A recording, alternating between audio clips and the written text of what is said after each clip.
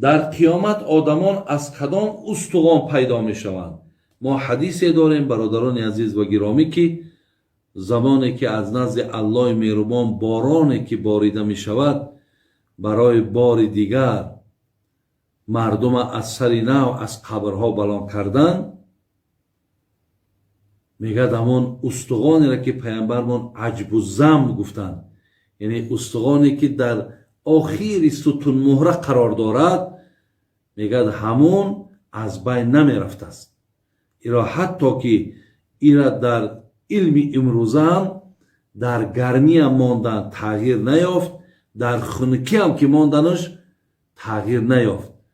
یعنی از همون عجب الذنب پیامبرمون گفتن که باز از سر نو شما تشکل میابین، شما مقصد به همون اصل اولتون که بود به همون اصل اولتون برمیگرد.